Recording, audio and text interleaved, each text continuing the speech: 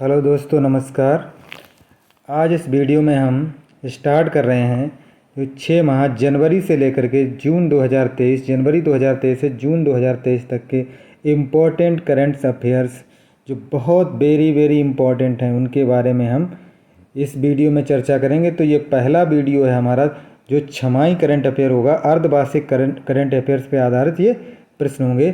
तो इस पहले वीडियो में हम जनवरी 2023, फिर उसके बाद फरवरी 2023, मार्च 2023, अप्रैल, मई, जून तक 6 वीडियो हमारे आएंगे। तो ये पहला वीडियो है जो छमाही करंट अफेयर्स होगा, अर्धवार्षिक करंट अफेयर्स होगा, उसका ये पहला वीडियो है जिसमें हमने 30 बहुत इम्पॉर्टेंट प्रश्न लिए हैं जो परीक्षा की दृष्टि से बहुत ही महत्वपूर्ण हैं, जनवरी 2023 से संबंधित हैं ये घटनाएं।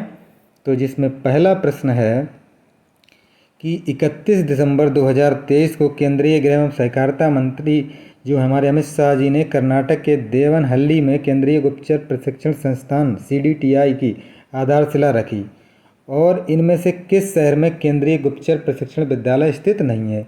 ये तो आधारशिला रखी, लेकिन हमारे जो देश में है ये 5 शहरों में ये स्थित है। कौन स्थित है? केंद्रीय गुप्तचर प्रशिक्षण संस्थान स्थित है, लेकिन ये पूछ रहा कहाँ स्थित नहीं है। तो इसमें हैदराबाद में है, चंडीगढ़ में भी है, गाज़ियाबाद में भी है, नई दिल्ली में नहीं है।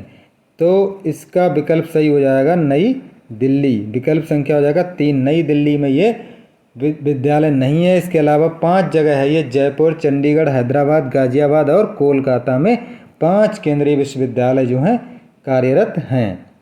अगला है, हाल ही में केंद्रीय सड़क परिवहन मंत्री नितिन गडकरी ने जनवरी में ही भारत के दूसरे सबसे लंबे केबल वाले 8 लेन ज्वारी ब्रिज का उद्घाटन किया। तो ये ज्वारी ब्रिज जो है ये किस राज्य में स्थित है? ये दूसरे नंबर का है, दूसरा, भारत का दूसरा सबसे लंबा। तो दूसरा जब सबसे लंबा है तो पहला सबसे लंबा कहाँ है? ये गुजरात में है। सबसे ज़्यादा लंबा कहाँ है? गुजरात के जो भरूच में है, गुजरात के भरूच में है सबसे लंबा। नर्मदा नदी पर बना हुआ है ये ब्रिज और इसकी लंबाई है 1344 मीटर। लेकिन जो अभी ये नितिन गडकरी जी ने जो इसका उद्घाटन किया ये गोवा में स्थित है जो दूसरे नंबर का है और इसकी लंबाई है 640 मीटर। 640 मीटर। तो ये दूसरे नंबर का 640 वाला, और जो गुजरात के भरूच में नर्मदा नदी पे बना ये 1344 मीटर लंबा है। ये सबसे लंबा केबल ब्रिज है हमारे भारत का। दोनों विश्व युद्धों में ब्रिटिश सेना में 40 लाख से अधिक भारतीय सैनिकों की सेवा और बलिदान को मान्यता देने के लिए किस शहर में स्मारक बनाने की योजना को मंजूरी दी गई है? किसने दी है? ब्रिटिश ने। ब्रिटिश, इंग्लैंड जो ब्रिटेन गवर्नमेंट है उसने दिया है। तो इस क्या है, बलिदान की मान्यता देने के लिए किस शहर में, कौन सा शहर है? तो ये स्कॉटलैंड का जो ग्लासगो शहर है, विकल्प संख्या 2, यहाँ पर ये स्मारक बनाया जाएगा, स्कॉटलैंड के ग्लासगो में। अगला, हाल ही में पहली कॉमनवेल्थ ई स्पोर्ट चैंपियनशिप का आयोजन कहाँ किया गया? ई स्पोर्ट चैंपियनशिप का आयोजन जो किया गया है ये कहाँ गया है? तो ये बर्मिंघम में किया गया। बर्मिंघम शहर है जो इंग्लैंड का, वहाँ पर इसका आयोजन किया गया। उस चैंपियनशिप में न्यूजीलैंड को हरा करके इंडिया ने ब्रॉन्ज मेडल जीता है, कांस्य पदक, ब्रॉन्ज मेडल इंडिया ने जीता है इसमें न्यूजीलैंड को हराकर। 4 से 10 जनवरी 2023 तक राजस्थान के पाली जिले के रोहट में आयोजित 18वीं राष्ट्रीय स्काउट गाइड जम्बूरी का उद्घाटन किसने किया? स्काउट गाइड जम्बूरी 4 से 10 जनवरी के बीच ये 18वीं राष्ट्रीय स्काउट गाइड डे थी। तो इसका जो किया है उद्घाटन ये द्रौपदी मुर्मू जो हमारी राष्ट्रपति, इन्होंने किया है। अगला है, 108वीं भारतीय विज्ञान कांग्रेस का आयोजन 3 जनवरी 2023 को कहाँ आयोजित किया गया? 108वीं भारतीय विज्ञान कांग्रेस, इसका आयोजन किया गया है नागपुर विश्वविद्यालय जो है, राष्ट्र संत तुकडोजी महाराज नागपुर विश्वविद्यालय, महाराष्ट्र में। तो ये हो जाएगा पहला विकल्प सही। अगला, जनवरी 2023 में एशिया प्रशांत डाक संघ का नेतृत्व किस देश ने संभाला है? 1 जनवरी से संभाला हमारे भारत ने, ये संभाला है हमारे भारत ने। और इसका मुख्यालय जो है वो बैंकॉक में है, थाईलैंड की राजधानी बैंकॉक में। 1 जनवरी 2023 को क्रोएशिया यूरोप की मुद्रा यूरो अपनाने वाला कौन सा देश बन गया? अभी तक 19 देश जो हैं, जो नाटो के सदस्य थे, यूरोपियन यूनियन के सदस्य थे, उनमें से 19 सदस्य इस मुद्रा को अपना रहे थे, लेकिन ये 20वां देश बन गया क्रोएशिया। 20वां देश क्रोएशिया बन गया। तो अब 20 देश हो गए जिनके पास यूरो मुद्रा का जो इस्तेमाल कर रहे हैं। मोपा इंटरनेशनल एयरपोर्ट कहाँ है? मोपा इंटरनेशनल एयरपोर्ट है ये गोवा में है। और अभी हमारे जो पूर्व रक्षा मंत्री हैं, जो 4 बार गोवा थे, हैं नहीं सॉरी, जो थे गोवा के मुख्यमंत्री रह चुके, मनोहर पार्रिकर जी, उनके नाम पर इसका मनोहर इंटरनेशनल एयरपोर्ट मोपा नाम रखा गया। पहले इसका नाम था ग्रीनफील्ड इंटरनेशनल एयरपोर्ट, अब इसको मनोहर पार्रिकर के नाम पर रख दिया गया। तो ये कहाँ पे स्थित है? गोवा में। 4 विकल्प हो जाएगा। अगला, जनवरी 2023 में भारत में किस देश में महिला शांति रक्षकों का दस्ता तैनात किया गया है? कहाँ पे तैनात किया गया है महिला? तो ये है सूडान में। सूडान में किया गया है। कौन सा देश हाइड्रोजन संचालित शहरी ट्रेनों को, ये दोनों नहीं होगा, यहाँ पे ट्रेन होगा, ट्रेनों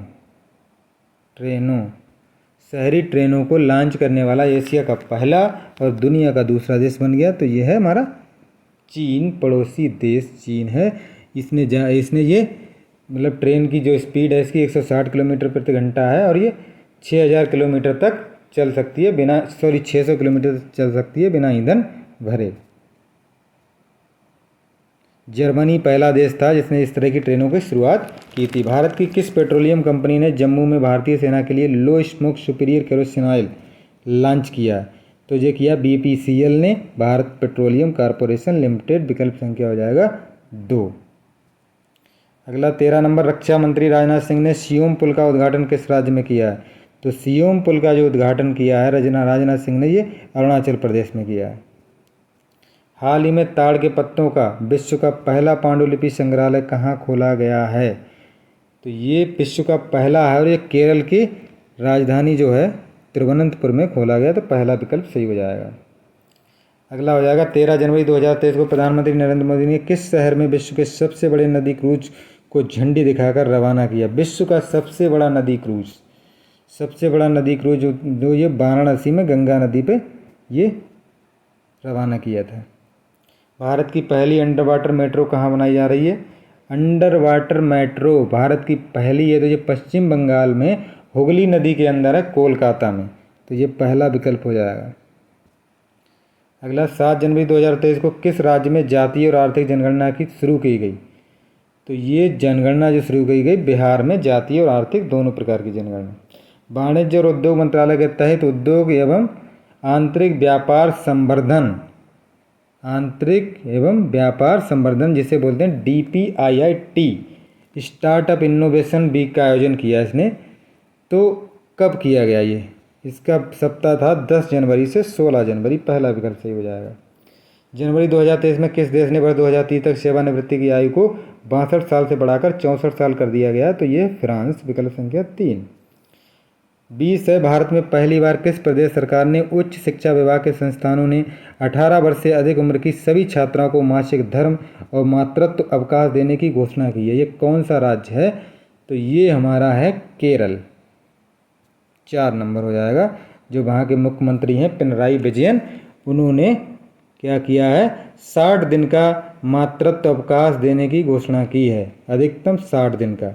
तो ये अवकाश की सहित जो उनकी उपस्थिति पहले 75% अनिवार्य हुआ करती थी, अब वो घट करके 73% हो गई है।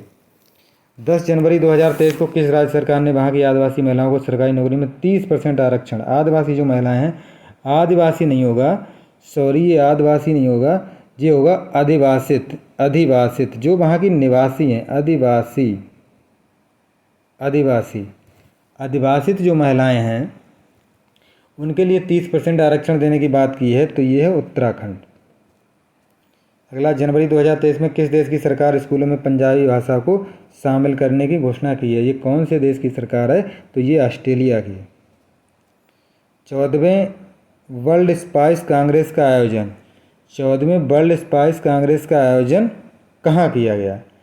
तो ये किया गया था मसाला बोर्ड द्वारा। मसाला का उत्पादन सबसे ज़्यादा होता है हमारे केरल में, तो ये इसका आयोजन किया गया था स्पाइस कांग्रेस का मुंबई में। विकल्प संख्या होगा 3। तिरुवनंतपुरम नहीं लगा देंगे गलती से कि मसाला केरल में ज़्यादा होते हैं, तो केरल के बजाय तिरुवनंतपुरम लगा देंगे, ऐसा नहीं, ये मुंबई में हुआ था। अगला है सभी सरकारी और प्रशासनिक सेवाएं डिजिटल रूप में प्रदान करने वाला भारत का पहला केंद्र शासित प्रदेश अभी हाल ही में बन गया है जनवरी में, तो ये बना है Jammu and Kashmir. Indian green building council द्वारा ग्रीन अवधारणाओं को अपनाने के लिए इंडियन ग्रीन बिल्डिंग काउंसिल द्वारा ग्रीन अवधारणाओं को अपनाने के लिए किस रेलवे स्टेशन को ग्रीन रेलवे स्टेशन प्रमाण की प्लेटिनम रेटिंग से सम्मानित किया गया? तो ये है विशाखापट्टनम, ईस्ट कोस्ट रेलवे का विशाखापट्टनम रेलवे स्टेशन जो है, इसको ये पुरस्कार दिया गया। तीसरा, राष्ट्रीय बाल विज्ञान कांग्रेस तीसरी नहीं होगा यहाँ पे, सॉरी ये तीसरी नहीं होगा, ये तीसवीं होगा, तीसवीं है ये, तीसवीं राष्ट्रीय बाल विज्ञान कांग्रेस 27 से 31 जनवरी को इसको आयोजन किया गया। तो ये पूछ रहा कहाँ किया गया, तो ये गुजरात के अहमदाबाद शहर में किया गया, तो पहला विकल्प सही हो जाएगा। अगला है लुमिनस पावर टेक्नोलॉजी जो है द्वारा कहाँ पर भारत का पहला हरित ऊर्जा आधारित सौर पैनल निर्माण संयंत्र बनाने की घोषणा की गई है? तो ये उत्तराखंड का रुद्रपुर शहर है, तो ये हो जाएगा तीसरा विकल्प, उत्तराखंड के रुद्रपुर में ये बनाया जाएगा। अगला है 28-31 जनवरी 2023 को मुख्यमंत्री जगन मोहन रेड्डी ने किस शहर को आंध्र प्रदेश की नई राजधानी घोषित किया? जब दोनों अलग हुए थे तो उससे पहले जो संयुक्त हैदराबाद आंध्र प्रदेश था उसकी राजधानी थी हैदराबाद, लेकिन तेलंगाना की राजधानी हैदराबाद को बना दिया गया था और आंध्र प्रदेश की राजधानी अमरावती बना दी गई थी।